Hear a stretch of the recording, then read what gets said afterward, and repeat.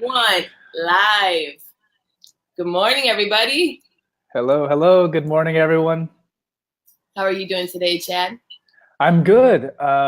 Yeah, as I mentioned before, I'm a little tired today. We're having overcast. It's been raining like nonstop here in Austin for the past 2 weeks, and the lake we live close to Lake Travis, and it's overflowing, and then that lake flows into another like river, Lake Austin, and that's where the water supply for Austin is, and it has a bunch of sediment in it, and it's like making the water filtration system in Austin overloaded. So everyone's having to boil their water. They're like going crazy.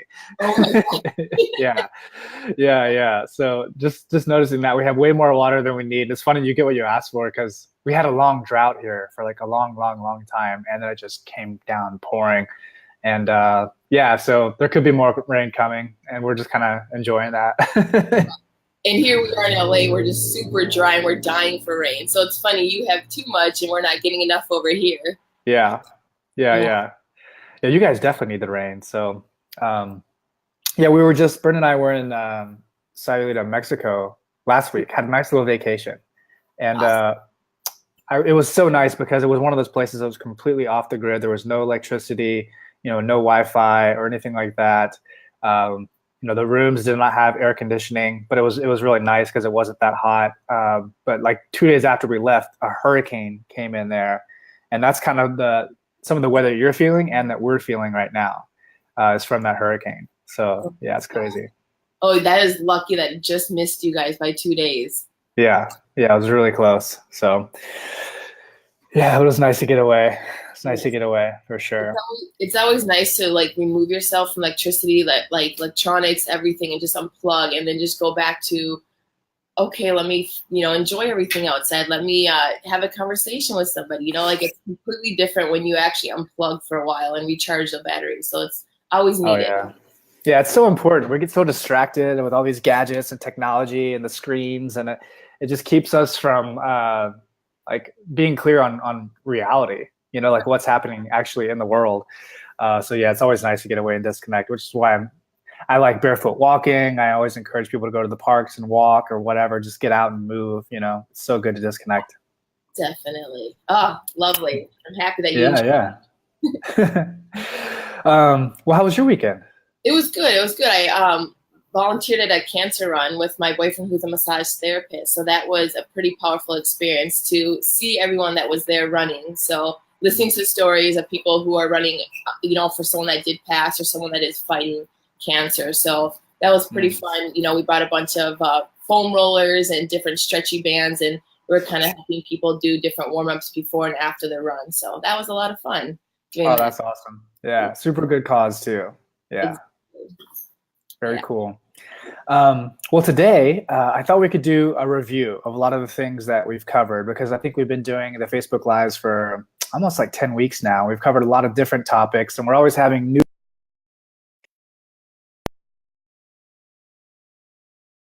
Did I lose you? Oh, Oh, there you are. I swear the weather outside, same thing. We're overcast, so my camera's going in and out. So I apologize. Yeah. Yeah, me too. Like for anyone who's watching, if we're distorted in any way, you can't see us, can't hear us, we apologize. We're kind of just doing the best we can with what we have here with this crazy weather, which apparently impacts the Wi-Fi. So, but as I was saying, we're going to do a quick review of a lot of the things that we covered today and answer some more of your questions. There's a lot of people who came in the past 2 to 3 weeks, and they weren't present for the earlier conversation. So we always want to keep people up to speed and keep this thing going. So Rachel and I will be discussing some of the major points that we want to focus on during the 30 days, this challenge, which is really just a transformational period during your life. So number one thing that we want you to really get clear on when you come into the challenge is to set an intention. What we say, find out what your why is. Really get clear on why it is that you want to do this challenge. What is it that you're trying to accomplish? And then keep asking that question, why, until you get to the root reason of what you're trying to do. So for instance, most people join the challenge because they want to lose weight. It's like the most common thing in the world. They want to lose that stubborn belly fat or whatever. And then you gotta have to ask yourself why. Like why is that important to you? And then maybe it's because you want to fit in your skinny jeans or something like that. And then, well, why do you want to fit in that? And so eventually you'll get to a place where you have a feeling. Your feeling is what you're really after when you accomplish those goals, but it's important to get clear on what that is. And I highly recommend people write down that intention, put it print it out, put it on your mirror if you want, say it out loud every day, really affirm to yourself and claim to yourself what it is you're going to accomplish. Because once you do that, you begin to align your thoughts and your words and your actions towards what it is that you want to create. And it makes it so much easier for you to accomplish those goals when you come up against any kind of resistance, any kind of resistance of like, maybe I'm hungry for this certain food, or you walk past this, the aisle, or there's some people that brought some food at work, or you go out to eat and you're like, should I get that? For you to stay clear on your goals, really make sure that you have a firm intention, and it's much more easy for you to accomplish those goals. Right. Yeah. Secret life with anything, really. I know, because I always tell people, like, your why will help you when you see, like, oh man, it's just, a bag of chips. Let me just eat it. It's no big deal. It's like, no, you're going to tell yourself, I have my grandkids that are waiting for me. Or, going back to your why will tell you, like, wait, why am I doing this? Why is that little thing that's like 2 minutes of satisfaction not worth sitting in my body and me feeling how I'm going to feel later? What's the consequences of, having that toxic stuff in your body? So super important. Yeah, and I mean, that's a great example right there. Like, we're strict on the 30 days because it's an opportunity for you to get out of a life of toxicity. I always use that analogy, like walking into a room with strong perfume. Like when you first walk in that room, if there's other people in that room, they may not be able to smell that smell because they've been stuck in the room for so long. If you stayed in that room for a long time, you wouldn't be able to smell it either. And we've been born into a room with toxic food. So like, we're unaware of just how bad these foods are making us feel. And we're told that we're overweight because we're lazy, or we don't exercise enough, or we're told that we have, this disease or that disease because it runs in our family. And the reality is, like, everyone has just been in that same room. It's become our reality. It's become a normal way of being. Like, it's become normal to be overweight. It's become normal to be in pain. It's become normal to have some of these modern diseases like cancer and heart disease and diabetes, when in reality, it's much more of our environment. So what we're trying to do is change the environment first and foremost by changing the food environment. Right. So then we can get you out of that life of toxicity, get you breathing fresh air, and you have an understanding and awareness of just how awesome it can feel when you start eating real whole foods. And all of a sudden pain goes away and energy goes up and belly fat goes away, and it's an aha moment that puts you in the driver's seat, that you're the creator of your health. It's so important. So can't say that enough, because oftentimes people just want the information and they go about doing these things and they come up against resistance and they go back and eat the potato chips, and then they wonder why. And it's because they haven't really gotten clear on what it is they want to accomplish. Right. And a lot of people always say, before I ate something, it didn't bother me. Why am I, being bothered by it now? And so people don't understand that, after a while you get a tolerance to, or your body doesn't like it anymore. So it's like, now, like you said before, like, what it feels like to actually have your body perform its best. So people didn't know, because we just kind of went along with feeling crappy or feeling low in energy or feeling, inflamed or bloated. So these are the kind of things that people are going to discover as they keep going with the challenge. Right. And that's a great example of like low level systemic inflammation. Like, things are always inflaming us. Like, the foods we want you to move away from, like sugar and toxic fats and a lot of these conventional grains and conventional dairy, like those foods are inflammatory. And people will say, like, well, I've always been eating those. What's wrong with me? Yeah. But they're also typically, maybe they're dealing with some skin problems, or they're overweight or having some health issue. And it's been dealing with them. They just haven't reacted to those foods acutely. So it's a chronic systemic inflammation they're experiencing, but they can't make that connection. And when we take you out of those toxic foods for 30 days and then bring them back in, you'll have that acute reaction. And then people will say, well, how come I never reacted to this before? You've always been reacting to it. We just helped you become more aware of it. Right. And make better decisions. And once we empower you with that awareness, then it's a lot easier for you to make that permanent lifestyle transformative change, which is what we're really going for. That's true transformation. So, the gist of the 30 days is really focusing on whole, real food, quality proteins. Animal-based proteins are the most complete proteins and satiating proteins, lots of vegetables, a lot of the good fats that we talk about, a little bit of nuts and seeds, and then no sugar, no refined grains, no conventional dairy or anything like that, and just being consistent. Consistency really is the thing in developing new habits. And then around this food, we always want to encourage you to incorporate positive lifestyle factors like sleep management and stress management, consistent movement, good digestive practices, being in community with people, being creative, doing all those things to ultimately create a healthy and happy life that you're fulfilled and really enjoying. So that's mainly the gist of it. It is what we're trying to do here. And one of the early things we talk about is being consistent with protein. So protein is the most satiating macronutrient. We have a lot of confusion in the diet world about should I go low fat or high fat or low carb or high carb or whatever. But like with protein, there's no debate. No one ever says, oh, you should go low protein, because protein is really the foundation of all the macronutrients. So it's also the food that's going to help keep you satiated. And that's the key. Is most people are coming from a context of a standard American diet where they're eating lots of poorly nutritious foods with a lot of toxicity, but they're overeating because their brain is still searching for good quality nutrition. So that's why early on, if you focus on eating protein and being consistent with it at every meal, your brain will get the message that it doesn't need to keep eating more food. It's really hard to overeat like eggs or chicken breast or fish or something like that. But you can easily overeat Oreos, because they have different things that are going on in the brain, different signals are being sent. So it doesn't have to be a lot of protein. You don't have to eat like a big hunk of steak or anything like that. That's not what we're encouraging. We're just encouraging consistency and maybe like the amount of protein that you can put in the palm of your hand, around right there. And then build your plate around that with lots of veggies and a lot of the good fats that we're doing. Be consistent with that and you'll thrive. Yes, with good quality meats.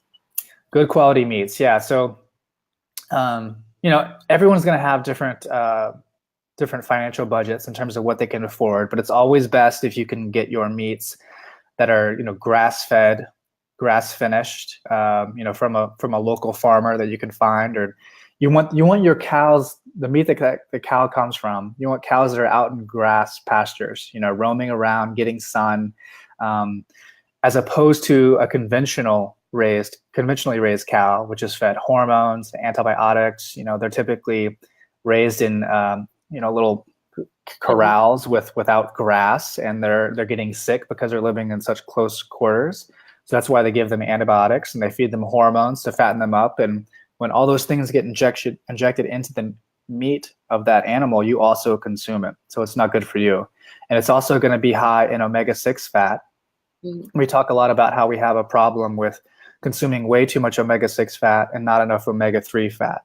And that leads to systemic inflammation and weight gain and a lot of the disease problems that we're having. So focus on grass-fed, grass-finished, wild-caught fish, free-range chickens that are doing what chickens are supposed to do.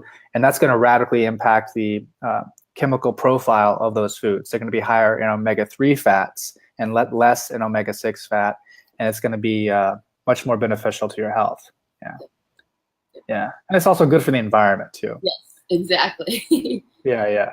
So that's the gist around protein. It's just being consistent, focus on good quality, and it'll help you not overeat. Because one thing we want to talk about is like calories do matter, but it's the quality of those calories that supersede the quantity of those calories, right? So you could be eating, 2,000 calories a day of a standard American diet versus 2,000 calories a day of a quality whole food diet that we're promoting here, and you'll have completely different outcomes because one of them is super high in nutrition and low in toxicity, and the other one is super high in toxicity and low in nutrition. And that's a spectrum we want people to think about. It's like, what's the quality of these calories as opposed to what the quantity is? And again, like going back to the Oreo thing, the brain gets different signals. It's really hard to overeat whole real food, and whole real food doesn't have labels on it. It doesn't like a broccoli doesn't tell you how many calories it has on it. Nature doesn't do that. It doesn't tell you how much carbohydrates it has or fat. It's like a real whole food. So just keep in mind like that's where you want to move things towards,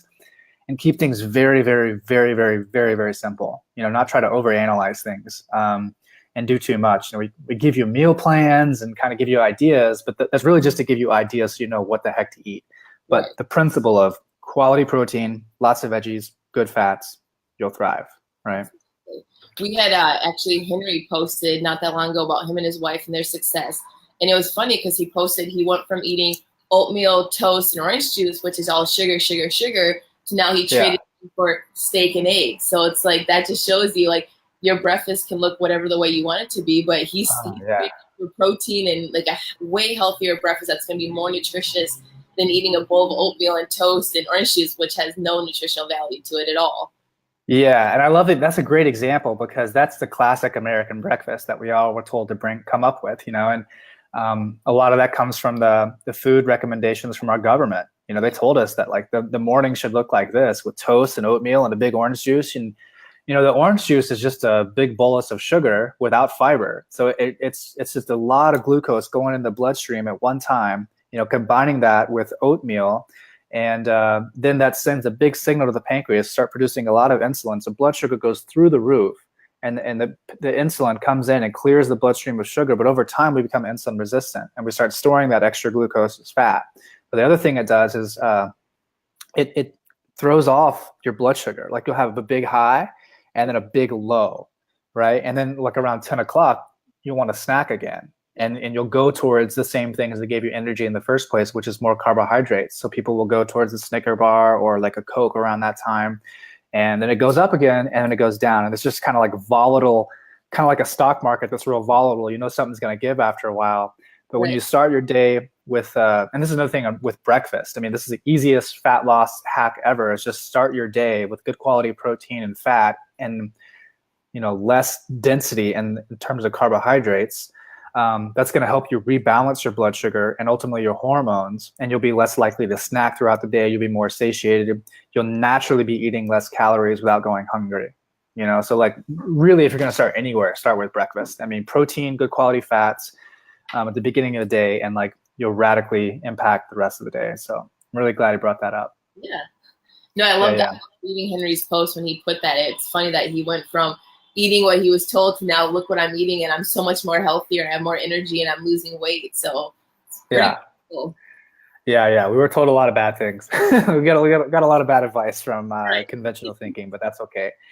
That's okay. So next thing we'll talk about is just fats, choosing good fats. If there's one thing you can do to make over your pantry, it's just getting rid of a lot of these industrialized toxic seed oils, things like canola oil, safflower oil, vegetable oil, really removing those things that have no place in your house and then substituting them with good quality fats. This includes olive oil, coconut oil, grass-fed butter. Ghee is also really great. Avocado oil is one of my favorites. It also has one of the highest smoke points, and using those instead of the conventional fats. And that's another thing that goes back to that omega-3, omega-6 ratio. Those industrial seed oils are super high in omega-6, very low in omega-3, and it sets us up for inflammation. When we move towards the more quality saturated fats and monounsaturated fats, they're going to be higher in omega-3, less in omega-6, much less inflammation in the body, and much more stable for cooking at high heats. So that the fats that you want to cook with at higher heats would include things like avocado oil, ghee is great, butter is pretty good, coconut oil is pretty good, and then a lot of your monounsaturated fats like olive oil, you can use those as toppers. Those will go great over vegetables and really, really, really low heat, but not super high heat. But that's an easy pantry makeover that everyone should be doing. Other fats include some nuts and seeds. The one thing about nuts and seeds is they are very calorically dense. They do have a certain property about them that can spike some insulin. So they're good as toppers. You don't want to have like a big meal of nuts. You know what I mean? So just be careful with that. But nuts and seeds are great, and they have lots of good nutrition in them. Just think about like a handful a day. No more than like a palm size a day, and you'll thrive on that. But that's an easy thing you can do to clean over your pantry. Like those are good because a lot of people always think like, okay, it's a bag of chips or a handful of nuts. So it's the choices are yours. So right. The nuts. Yeah. I was gonna say a lot of things too is people have the nut butters that people really, really love. But you got to be careful with those because those are addicting. Right. Same sort of thing. And I could definitely eat a jar of almond butter on my own if no one stopped me. Oh yeah. It's so good. Have you ever had nutso? Did I tell you about that? Like nutso, it's like 7 different seeds and nuts kind of mixed in one. I shouldn't be saying this on Facebook. Yeah, no, like don't tell me this. It's the best thing in the world. And it's super expensive, which is great because like it kind of limits how much you could buy, but it's amazing. But that's a great example of like just being really careful with those things. But like for a snack or something like that, yeah, just get a little bit of nut butter, take a celery, take a carrot. That's a much better snack than potato chips any day of the week. It's much more satiating, a lot more nutrition, making better decisions, you know? When I have a sweet tooth, I'll grab a green apple and some almond butter, and it satisfies it. It's so delicious. Right. Yeah. Much easy way to snack. Exactly. Yeah, much easier way to snack. So, so that's protein and fat, right? And when it comes to carbohydrates, we want to get most of our carbohydrates from vegetables. And yes, vegetables are carbohydrates. Yeah. You know, so these include things like leafy greens, squash, zucchini, cucumber, carrots, you know, tomatoes, things like that. They also include starches, which are more dense in carbohydrates. So sweet potatoes, white potatoes are even fine. I'm okay with white potatoes actually on a paleo diet. But moving toward, and those are also more nutrient dense carbohydrates with less toxicity as opposed to what I would say conventional carbohydrates are. So like processed and refined foods, grains, you know, bread, things like that, jellies, those are all super dense in carbohydrates, very little nutrition. Also have a lot of irritating properties to the gut, you know, which is another thing we'll talk about later. But when it comes to the carbohydrates, a lot of this depends on who you are and what you're up to. So if you're someone who's looking to lose weight and you're not that active, you want to get most of your carbohydrates from vegetables, which have less sugar in them. So like I mentioned, leafy greens, cucumbers, tomatoes, you know, carrots, those are all things that have much less carbohydrates. And if you're someone who's very active and you've hit your point where you want to be in terms of your body mass, your leanness, then you can get away with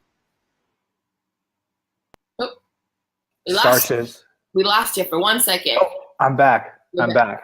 Yeah. But I was saying if you're more active, and like if you're just on a hard workout where you breathe a lot, you sweat a lot, that's a good time to eat more sweet potatoes. You know, eat more white potatoes on those days because you've kind of emptied your glycogen, and that's a good way to fill it, and you can get back to recovery and moving back much more quicker. So it's a little more individualized when it comes to carbohydrates. So I love sweet potatoes. They're so tasty, and like again, if you have a sweet tooth, they satisfy that as well because they have just the right amount of sweetness. They're delicious. Yeah. One of my favorite things is to take Japanese yams. It's the best sweet potato by far. Cut them up into fries, and then take melt some coconut oil. You know, put the fries in parchment paper on a frying pan, and then drizzle it over with coconut oil, and then some salt, some nutmeg, some cinnamon. Bake it on 400 for like 30 minutes, and it is like perfect. It's like dessert. Yeah, that sounds amazing. I'm gonna have to try that. Yeah, it's really good. So that's protein, carbohydrates, and fats. Go ahead. We had one question pop up about the nuts. Do you have to soak the nuts before eating them? Yeah, ideally it's a good thing to do because nuts have their own protective mechanism in nature, right? So they have like lectins that keep predators from eating them. So there is a component about them that can irritate the gut a little bit. So you can soak your nuts and your seeds overnight, and then put them in a baking sheet and with like parchment paper, and then bake it. And I think there's different time parameters and temperatures for each nut and seed. There's a woman who has a good guidelines on this. Forget what her name is, but the website is Home Healthy Economist or Healthy Home Economist, and she has some good parameters on how long and what temperatures you should bake each specific nut and seed. But generally, it's around like anywhere from like 6 to 10 hours. You know, baking it for like 300 degrees, but it's different for each one. And we like to put a little bit of salt on there, and it makes the nuts and seeds taste much better too. It's a little time consuming, but it's highly recommended. You'll notice that when you soak the seeds or in the nuts overnight, a lot of stuff comes off in the water. It gets really like foggy, you know what I mean? Like musky in there. So because there's just a lot of stuff in there that these things hold on to. So it's a really good idea if you do that. It's going to make the nuts and seeds much more digestible for you, for sure. Yeah, because I know we're going to wait for the questions, but Ofra did have a question about that, about if you actually soak the legumes for a few days, if it starts to sprout, is it considered paleo, she asked, because it becomes soft shell now. So she was asking about that. I know that, we want to avoid everybody from the, legumes altogether, but she is past, she's, way past her 30 days. She's, lost amazing 123 pounds. She's doing really, really well. Wow. I know, it's incredible. But yeah, her question was just wondering about the beans when you actually soak them, if they're still paleo once they become soft. Well, technically no, but I would say that's not something to worry about too much, because technically, if it's originated from a legume or a bean or anything like that, it's not technically paleo. But I really wouldn't worry about that too much. You're taking a lot of effort to minimize the digestive properties of that food, and beans are it's a perfect example of what to do after 30 days, is to bring something back in and then see how you react to it. So she's lost that much weight. She's probably getting good results. I wouldn't worry about it too much. You know what I mean? And we got to be careful about what is and what isn't technically paleo, because these lights that I have all around me aren't paleo. This computer that I'm talking on is not paleo. It's just something that we can try on for 30 days and then see how it does, and then bring in other foods and see how we react. Get out of that room of toxicity, bring in foods and go, oh, is this food good for me? Yes or no? You'll be able to tell. So if she's this far into it, she's taking such extreme measures to sprout her beans, and I would not worry about it too much. I think that'd be totally fine. Perfect. Yeah, good question, though. Yeah, I would fit that in while we were talking about soaking the beans and the nuts. Yeah. For people who are on the hurry and on the go, it's good to buy a big bulk of nuts and seeds and do a lot of the baking and soaking them at once, because it just can save you a lot of time. It's something that Brenda's much better about than I am. But I will notice that if I have too many nuts, it irritates my gut. It's probably because I have a little bit of too many almonds without soaking them first. Yeah. So definitely look out for that. Perfect. Next important thing is hydration, and we prefer that you get most of your liquids in the form of water, teas that don't have sugar in them, herbal organic teas, black coffee is good, even organic coffee is better, but moving away from a lot of those juices like apple juice, orange juice, grape juice, things like that are super dense in carbohydrates and with very little fiber that can really spike your blood sugar very quickly and get you in that consistent state of piling on unwanted body fat, right? So good rules of thumb, wake up first thing in the morning and drink a big glass of water. Really rehydrate yourself. That's going to be good for not only rehydration, but also stimulating the digestive system, which if you can get more regular with the digestive system, the better. And it's also good to put a little bit of salt in there, a good quality salt like Himalayan salt or sea salt or something like that. That's going to help give you some electrolytes and absorb a lot of the water that you're getting. People that are having problems with magnesium deficiencies or, cramping or anything like that, this is your go-to solution. It's also going to help with a lot of headaches that you may be having. With your coffee, black is better, but try to avoid putting sugar in there. Try to avoid, a lot of these creamers, artificial sweeteners, just black coffee, and you can make it taste better if you'd like with a little bit of butter and a little bit of coconut oil. So I put half a teaspoon or a tablespoon, somewhere around there, of each, and then blend it up, and it's a nice bulletproof coffee. It tastes amazing. You can also put collagen in there for some good quality protein, and same thing with the teas, right? So we want to move. The general thing is we want to move away from liquid carbohydrates. That's a huge thing. If there's one thing that would make America healthy again, it would be to stop drinking liquid carbohydrates tomorrow, and we could radically reduce our healthcare problems. Like Cokes and sodas and things like that. Those are the absolute worst. Lots of neurotoxins in there. But general rules of thumb with water is to try to drink about half your body weight in ounces of water a day, right? And that's going to be a good general rule of thumb. It's different for everybody, but I'd say, if you're over 200 pounds, there's no need to drink more than 100 ounces of water. What I'll do at the beginning of the day is I'll have a glass container. Glass is always better than plastic, no matter what you're doing. Right. Plastic has lots of BPAs and things that can jack up your hormones, and that's not only applicable for liquids, but also with your food. Glass containers are better than Tupperware and things like that. About half your body weight in ounces of water, and then trying to not chase drink your water down with your meals. So don't put food in your mouth and then chug it with water. That's really not a good idea because it dilutes the natural gastric juices and enzymes that are there to break down your food. So have your last glass of water about 20 to 30 minutes before your meals, and don't have water again until about 20 to 30 minutes after your meals, and let the stomach and your mouth do what it needs to do to break down that food. And we'll talk more about that with digestion, but like really chew your food. So the digestion really begins in the mouth, you know, and what you want to do is absorb all the vitamins and minerals in your food.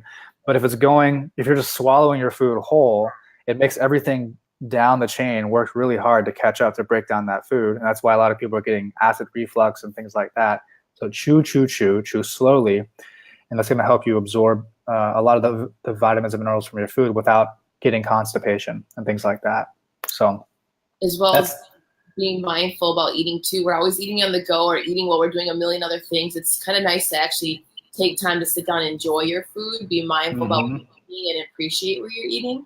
Because we're used to just like, let me eat in my car, let me grab something and run out the door. Like, it's so bad. Like you said, you need time for your body. Your body goes through the whole process of, you know, starting in your mouth, going down. So it's like, you got to let your body enjoy it as well. You can't just keep like running it 24/7. You need to let the food come in your body and get the most from it. Yeah, it's such a good point you made. I mean, we have these two different dominant nervous systems, the sympathetic nervous system, which is our fight or flight. You know, in nature, if we were getting chased by a lion or something like that, that adrenaline would kick in so we could fight or flee the situation, right? But in that state, we don't digest food very well because all the blood is going to the extremities and not going to the stomach. And that's actually the state that most of us live in because we're, you know, going to the stress topic, we see the world through a lens of kind of fear in our culture, right? Like the news is always dun dun dun, it's always urgent, and you know, we're watching Netflix shows about the end of the world, and like it just gets our nervous system ramped up, and we don't digest food very well in that way. So the more calm we can get our body in a calm, relaxed state, a parasympathetic state, the rest or digest state, the better we're going to absorb that food, you know. And that's why just taking a moment, offering gratitude for the food, you know, who made it, where it came from, all those things, but just stopping for a bit, you know, not eating in your car, not eating when your favorite team is in the bottom of the ninth, you know, and you're just like, oh gosh, I'm ramped up. Just make sure your body's in a calm, relaxed state. Yeah. It's going to help out quite a bit.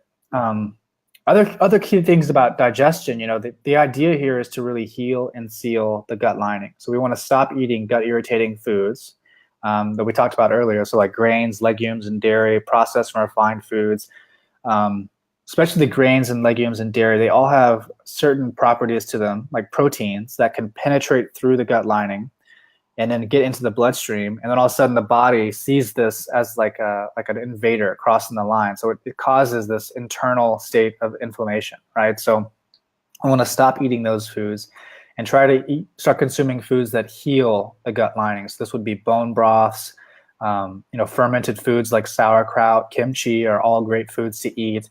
This is another reason why we talk a lot about collagen. Collagen is great because the gut lining is all made up of collagen. So the more you consume, the more you're going to heal that gut lining, and the better you'll be able to keep out toxicity in your bloodstream and allow for better absorption of the foods that you're eating.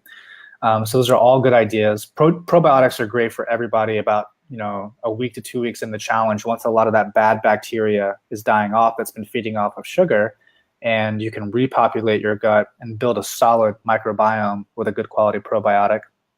And like we mentioned, just chewing your food until it's soup and not having water with your meals. Really just chew, and then have your liquids outside of that. Could be much better off. So how we like that. I love it, because honestly, we are raised to like have a glass of milk, have some kind of drink with everything you eat. So it's kind of different to actually think about, whoa, no, I don't need to do that. I should stop. I should just enjoy the food. And then, like you said, after like a half an hour to an hour after you eat, to actually follow up with the liquid, because you definitely want your body to take the time to digest the food.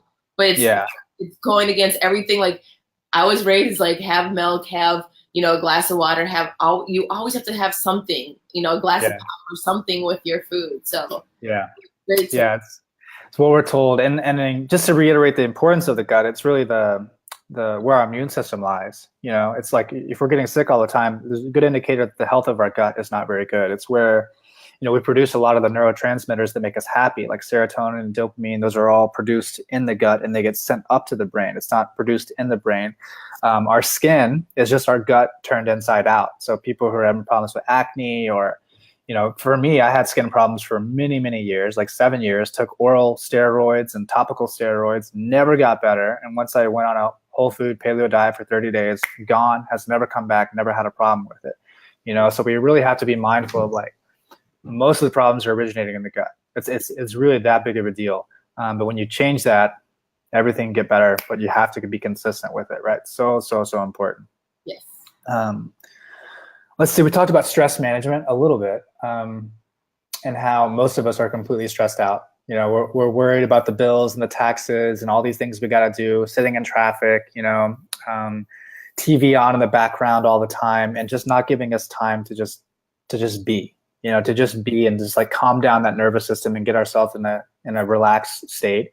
The impact that has is it can cause us to start producing lots of cortisol. That's a stress hormone. It can burn out our adrenals. We can start piling on lots of fat around there. So if someone could be doing all the right things, eating, exercising, sleeping, but they're still kind of just in this panic, stressed out state, it's going to limit their ability to succeed. So one of the things we highly recommend is just stress management practices, and that's going to look different for everybody. I'm a big fan of just sitting in silence. Meditation, breathing, breath work is really good. Learning to breathe through, your stomach rather than in a shallow state. Many people are breathing through their chest, and it's putting us in that sympathetic state because we're not getting enough oxygen. But learning to breathe through your belly, being calm, and just practicing that. You can practice it on your back. You can practice it sitting up. Taking walks in nature, getting unplugged, like what we're talking about. These are very simple ways that you can reduce your stress. And then just asking yourself if the things that you're worried about are really that big of a deal. Oftentimes we're worried about things that are really conceptual in nature. They're not real things that we need to be worried about, but we kind of carry them around and we see things through a lens of fear. So just noticing when we might be doing that and just being honest with ourselves and recognizing that we're doing it just by the perception that we have, so just taking a look at that. So stress management is huge. And then sleep. Sleep is another thing that, like, people don't often believe that sleep has a big impact on their health, but like it's right up there with food in terms of balancing your hormones, recovery, decreasing the aging process. Sleep is so important. But for some reason, in our culture, we have this mindset of like, sleep is for the weak, not now, whatever. And we just go. We stay up late. We wake up early. We chug coffee. We're artificially putting energy in our body. And it's a big problem that sets us up for disease and weight gain, right? So good sleep practices are really important. We talk a lot about aligning your sleep cycle with the sun, so waking up when the sun comes up, starting to wind down when the sun goes down, and being real careful about the bright lights, around our house. So if we're watching TV with these big, LED screens on, we're looking at our phones or on our iPads, that's a lot of light that comes into our eyes and our skin, and it perceives it as if the sun is still up. So the body gets very confused in terms of what's happening externally, and it throws off our circadian rhythm, which then throws off a lot of our hormones, right? So good sleep practices. Try to dim the lights about an hour before you go to bed. Try to get at least 7 hours, preferably 8 hours, maybe 9 hours if you can, every night. Be consistent with your sleep. Be regular. Try to, not wake up at 7 a.m. during the week, but then all of a sudden sleep in on the weekends. Try to really, as best you can, be careful and be consistent. And your sleep, the better you get at that, the more, your results will just skyrocket. Definitely. Yeah. And the other thing is last thing is just being consistent with movement. A lot of people, and it doesn't have to be a lot, right? It doesn't have to be exhausting or highly intense or anything like that. Most people here haven't been moving before, right? And what we don't want you to do is think that, in 30 days, I'm going to change the way I eat and like start a completely new program. I'm going to start doing CrossFit. I'm going to go do yoga every day. I'm going to go do Pilates. That can often be way too much, right? So if you're coming from that place where you haven't been doing anything, just start with something simple. And that's really everything that we're talking about here. Keep it simple, be consistent, go for a walk, in the morning, go for a walk in the evening. You can start with 5 minutes, that's good. And build it up to 10 minutes, maybe 20 minutes, maybe 30 minutes if you can. And when you're consistent with that, you'll see results. And then for like to really accelerate your results with like getting lean, try lifting some weights. We talked about the movement patterns that are key: squatting, pushing, pulling, bending, planking, like carrying things. Those are all primordial movement patterns that everyone should know how to do. Working big muscle groups with multiple joints. So like a squat is my hips, my knees bending, as opposed to like just a bicep curl, which is just the bicep, right? Try to get as many muscles as you can involved in that movement. And just be consistent, but don't worry about overdoing things during these 30 days. Wait till like start a hard exercise program until after the 30 days. You'll be much better off. Yeah, it's super important. Just even doing something fun, or like yard work or something that you're getting up and moving is really, really important. I actually really enjoyed Andrea. She put up a post that she went from being super tired, not feeling well, to, starting the paleo, feeling better, getting more energized, to doing cycling classes, which she's like, I never, like, a year ago, never would have thought I would have done it. And she's doing it. She's loving it. She's kicking butt. And now she's like, now I want to lift weights. So it's incredible to see her journey of going from not wanting to move to cycling classes to also now weightlifting. It's pretty awesome. That's awesome too. And I love that she said something that she loves to do. I think that's really important. Like the best exercise program you can stick to is the one that you can stick to that you like to do. So if you're doing something because somebody said it's going to work, it may not be the best thing for you because someone else did it. So it has to be something that works for you and that you're not getting hurt doing it. A lot of people are doing like intense CrossFit and not being coached well, and they're getting hurt, and they're thinking, that guy's really fit, I need to do what he's doing. But like he's been training his whole life for this. Like, context, where are we coming from? So if you're just coming from a place of not moving, really be careful with that. And just make sure it's something that's not going to hurt you, that you enjoy doing, that you can stick with it, and that is your program. If you do that, just be mindful of your movement quality, eat well, sleep well, do all those things we're talking about. Just be consistent. You will thrive every time. Just really do that. So, yeah, that's my review. Amazing review. Like you said, we have so many new people here, so it's important. And just for anyone that's on, just maintaining, it's important to have this reminder of what's really important. Go back to the basics, go back to your why. So it just kind of affirms everything that you're doing, and just kind of, it's a friendly reminder. So I think this is great for everybody, no matter where you are in the program. This is very, very helpful. Yes. Awesome. Yes. And we had a question actually pop up while we were talking that says, I'm type 2 diabetic and take metformin. I am finding I get a big sugar/carb crash around 2 p.m. daily and get extremely tired. Any suggestions to level this out? I've been following the paleo diet. Well, one thing I would just say, just make sure you're having enough protein and fat. Typically, those are things that will stabilize the blood sugar. But I would say, because it could be that you may need actually more carbohydrates just to kind of make things work for you. So it depends on kind of what's happening right there. You may want to play with like adding sweet potatoes in your diet a little more.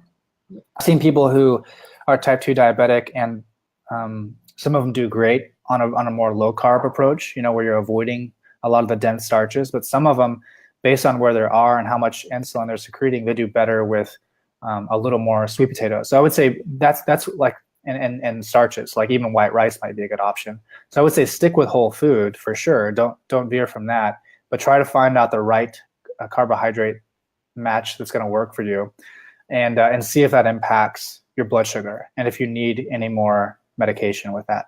So yeah, kind of individualize it in that way. Yeah, awesome.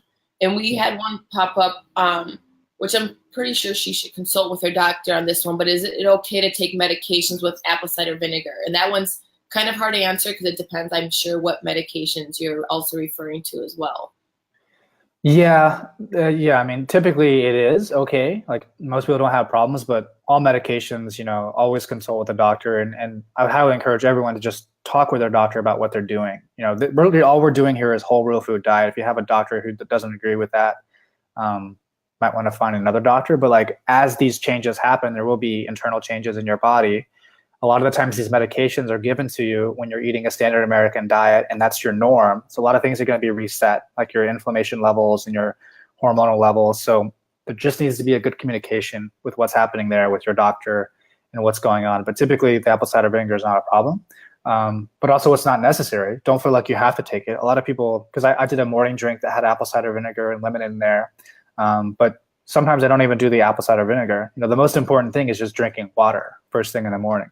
So if it's a problem, don't go away from drinking the water all of a sudden. That's the most important thing. The apple cider vinegar is not, so just think about those things. Perfect. And while you're talking about the morning drink, I'm losing my voice. Martha wants to know, is there a difference between nutritional value between lemons and limes? Because she's finding that limes are more affordable. Yeah, not much, but both of them have just vitamin C. That's really most of what it is. The only thing is the lemons have a little bit more vitamin C. Otherwise they're pretty much the same. So if it's a cost issue, then that's fine. Limes are going to be just as good as lemons. Perfect. And then we have one more question from Brenda. All right. What do you recommend for women with no ovaries? I've had a complete hysterectomy in 2013, and I went on estradiol and just discontinued after deciding for myself I didn't want to do this any longer. I've been paleo for 2 years and lost 38 pounds initially, and now I'm comfortable at 135 pounds with 5'2" frame. Oh, wow. That's great. So first off, congratulations. That's great results. And, I would say first, you're probably doing a lot of things right already. If you're going to steer the boat anywhere, I would make sure you're minimizing inflammation as much as you can. So eating anti-inflammatory foods. So that would be and it's something, again, you could play with for 30 days and see if you get results, but doing like an autoimmune protocol where you're taking away nightshades. So that would be tomatoes, eggplants, peppers of any kind, even eggs could be inflammatory in nature, taking away nuts and seeds, and just seeing how that impacts you. And then I would say also focus on anti-inflammatory foods. So this would include like green leafy vegetables, celery, beets, broccoli, blueberries, salmon's great. A bone broth is always going to be good, with the principles that we talked about healing the gut lining. Coconut oil, walnuts, flax seeds, turmeric, ginger, bok choy, those are all great. Magnesium-rich foods are going to be also helpful to really soothe the uterus and reduce any pain that might be having. So this would include pumpkin seeds, sunflower seeds, avocados, chard, spinach. Iron-rich foods are also great. That would be like prunes, artichokes, collard greens. So you can see the theme here. It's just like lots of vegetables that don't have any inflammatory properties in them. So it's more of an autoimmune paleo approach. And you can Google that too, like autoimmune paleo, and you'll see kind of what's going on there. But that would be, from an eating standpoint, that would be my biggest suggestion. Acupuncture might be also something that's natural and non-conventional that might work well. Castor oil packs to really boost immune function and ease digestion. So the castor oil, you can put the packs in the lower abdominal and pelvic area. And that's a great thing to kind of help release a lot of the tension or anything that's going on in there. So, perfect. Yeah.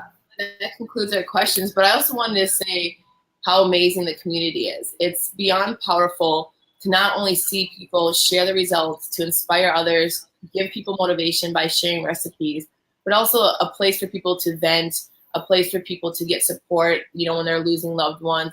It's pretty amazing. And then also just not realizing the relationships that are being created of people that are experiencing the same thing that you might be going through, that you develop your own private relationship where you can share, information about, different procedures that you're going through or different health problems that you had that you can relate. So it's pretty amazing to be part of this community. And I wanted to thank everybody. And it's incredible to see and hear the stories. So I wanted to thank everybody for that. So very cool community. Yeah, well said. Well said. Yeah, I completely agree. I think that's what makes this program different. You could just buy a book with this information out there, but it doesn't make it real in many ways. Like we're tribal creatures. We're meant to be in communities and doing things together.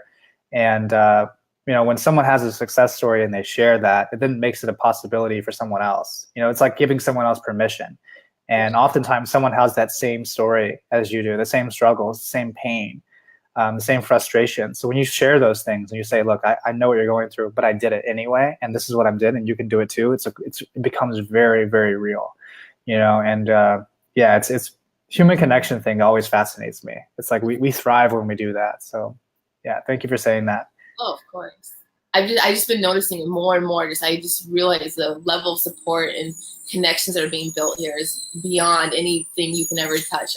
I'm so inspired and motivated by it every day. So very happy to be part of the Paleo family here.